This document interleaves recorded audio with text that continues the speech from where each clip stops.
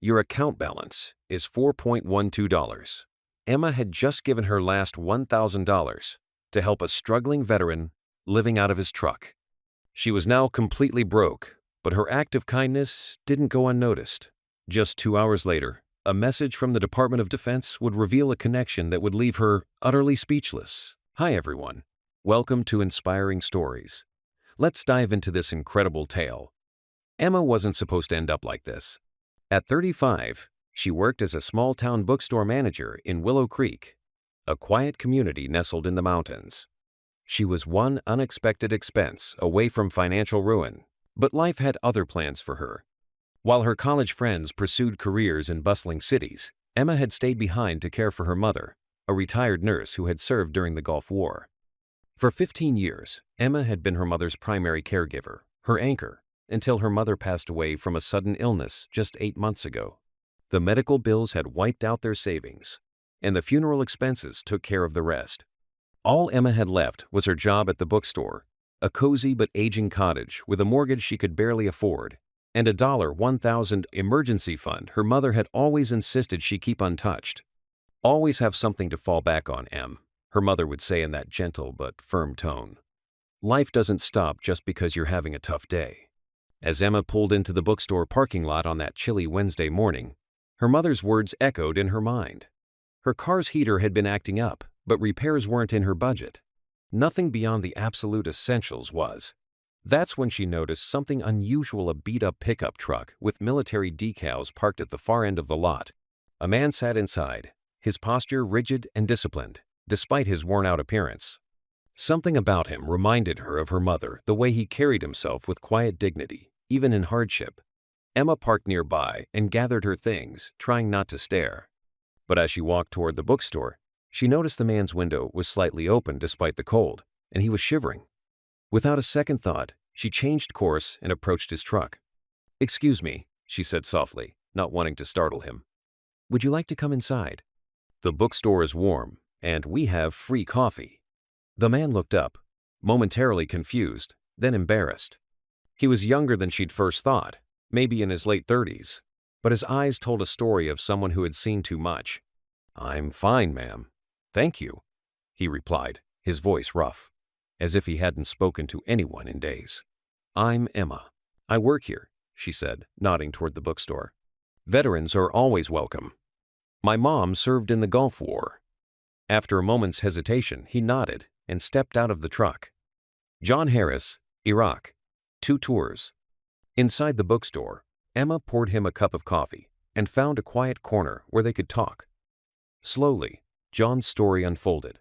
He'd been an Army sergeant, awarded for his bravery, but after an explosion left him with a severe leg injury, he'd struggled to adjust to civilian life. "The VA's backed up," he explained, staring into his coffee. "My disability claim has been pending for almost a year. Lost my apartment last month." Emma knew that story all too well. Her mother had faced similar battles with bureaucracy and red tape. "Where are you headed?" she asked. "My buddy from the Army lives in Montana. Says he can get me work on his ranch." "Good. Honest work. Outdoors." John's eyes brightened slightly. "Just need enough gas money to get there." Emma nodded, understanding exactly what it was like to be so close to a solution, but unable to bridge that final gap. She thought of her mother, of how many times strangers had helped her when Emma couldn't. Then she thought of that emergency fund, sitting in her account. Money she might need if her car broke down or if her roof started leaking again. Without allowing herself to reconsider, Emma pulled out her phone. "How much would you need to get to Montana?" John looked uncomfortable. "I didn't tell you all this for money, ma'am." "I know you didn't," Emma replied. "But sometimes we all need a little help." "How much?" He hesitated. "Probably about $300 would get me there." Emma remembered the worn tires she'd noticed on his truck when she approached him. The treads were nearly bald, dangerously so for a long trip, and his jacket had been thin, inadequate for the cold mountain passes he'd need to cross. $300 million I'd get him to Montana, but it wouldn't get him there safely. She pulled up her banking app. The balance stared back at her. $1,004.12, her entire safety net. She looked at John, at the way he held himself with dignity despite everything, and made her decision. "I'm going to help you," she said, and transferred $1,000 to his account. When John saw the amount, his eyes widened in shock. "Ma'am, that's way too much. I only need $300 for gas, and that will even leave me enough for food." "I saw your tires, Sergeant Harris. They won't make it through the mountains. My mom always said that when you help someone, do it right. $1,000 will get you to Montana safely." John's eyes filled with tears. He clearly didn't want her to see. "I can't accept this much."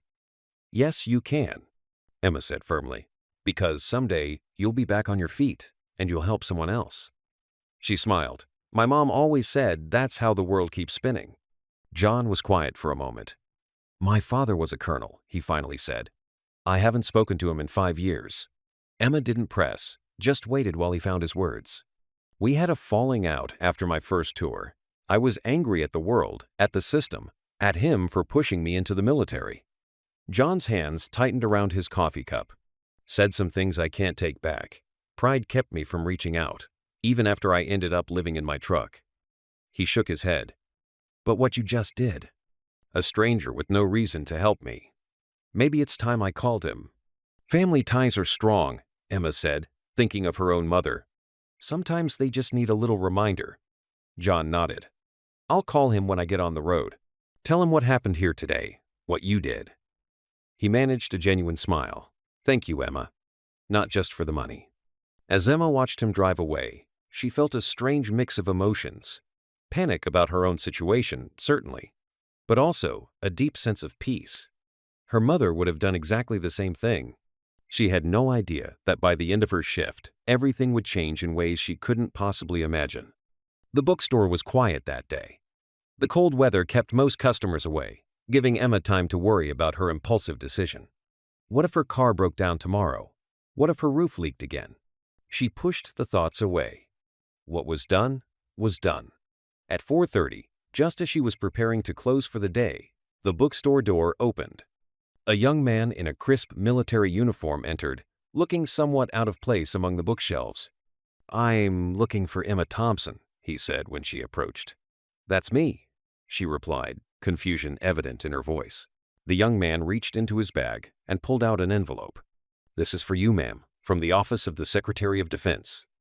Emma stared at the envelope, uncomprehending. There must be some mistake. "No mistake, ma'am. I need you to sign for it." He held out a digital tablet. Bewildered, Emma signed and accepted the envelope. It was heavy, made of expensive paper with an official seal. The young man saluted smartly and left before she could ask any questions. Emma opened the envelope. Inside was a formal letter on Department of Defense stationery and a check. She gasped when she saw the amount, $50,000. The letter began, "Dear Miss Thompson, it is with profound gratitude that we finally fulfill a promise made to your mother, Captain Sarah Thompson, over 30 years ago." The letter explained that in 1991, during a covert operation in Iraq, her mother had saved the lives of 3 soldiers pinned down under heavy fire. One of those soldiers was Colonel John Harris Sr., who would later become a highly decorated officer and the father of Sergeant John Harris, Jr., the veteran Emma had helped that very morning. "Your recent act of kindness toward Sergeant Harris, Jr. brought your existence to our attention," the letter continued. "Colonel Harris Sr. has been searching for your mother for decades, hoping to repay a debt that no money could truly satisfy." As Emma tried to process what she was reading, her phone rang. The caller ID showed a Washington, D.C. area code. "Miss Thompson, this is Colonel John Harris Sr. I hope I'm not calling at a bad time." Emma could barely speak. "No, sir. I just received your letter." "Good," he said, his voice firm but kind, reminiscent of her mother's. "I have a plane at your local airfield. I'd very much like you to come to Washington. There are some people here who've waited a very long time to thank you and honor your mother's memory properly." The next morning found Emma on a small military plane, still trying to process everything that had happened. Less than 24 hours ago, she had been worried about her car's heater and her dwindling bank account. Now she was flying to Washington, D.C. The Department of Defense building was both exactly as she'd imagined and nothing like it at all, massive and imposing from the outside, but filled with people who looked at her with unexpected warmth. She was shown into a conference room where 3 elderly men stood as she entered. The one in the center, wearing a uniform adorned with medals, stepped forward. "Miss Thompson, I'm John Harris. These are my friends, General Michael Carter and Major Robert Ellis. Your mother saved all our lives on the 15th of March, 1991. Over the next hour, Emma learned the truth about her quiet, humble mother, how she'd volunteered for a classified rescue mission, how their unit had been ambushed, how Sarah Thompson, then just a captain, had created a diversion that allowed her wounded comrades to escape, nearly losing her own life in the process. The mission was classified and remained so for decades. General Carter explained, "Your mother was ordered never to speak of it. By the time we found her," Colonel Harris said softly, "she had already been diagnosed with her illness. We reached out, but she never responded to our letters." Emma remembered those last difficult months. Her mother, growing weaker each day, still insisting on sorting the mail herself, still protecting her, as she always had. "When we learned of her passing, we thought we'd lost our chance to repay our debt," Colonel Harris continued. "And then yesterday, my son called me, emotional, about a bookstore manager named Emma Thompson who had given him her last dollars because her mother had been a veteran." The door opened, and there stood Sergeant John Harris, Jr., looking much different than he had in the bookstore parking lot. He was clean-shaven, wearing a proper uniform, standing tall. "Miss Thompson," he said, "I don't know how to thank you." Emma smiled. "I think we're even now." Colonel Harris stepped forward. "Miss Thompson, the Department of Defense has a new Veterans Outreach Initiative. We need someone who understands both the civilian world and the unique challenges veterans face. Someone with empathy, integrity, and a willingness to stand up for what's right, even when it costs them something." He slid a folder across the table. Inside was a job offer with a salary that made Emma's eyes widen. "Take some time to think about it," Colonel Harris said. But as Emma looked at these men who had carried the memory of her mother for decades, she didn't need time. She knew what her mother would say. "The world keeps spinning, Em. Sometimes it spins you right where you need to be." "I accept," she said. 1 year later, Emma Thompson stood at a podium in the Department of Defense courtyard. Behind her sat Colonel Harris Sr., General Carter, and Major Ellis. Before her stood hundreds of veterans and their families, all participants in the outreach program she now directed. "My mother used to say that the world doesn't stop spinning just because you're having a bad day," she told the crowd. "What I've learned is that sometimes, when you feel most lost, it's spinning you exactly where you need to be. Sometimes the smallest actions cause the greatest ripples. And sometimes those ripples travel across decades, connecting lives in ways we could never predict, keeping the world spinning in exactly the right direction."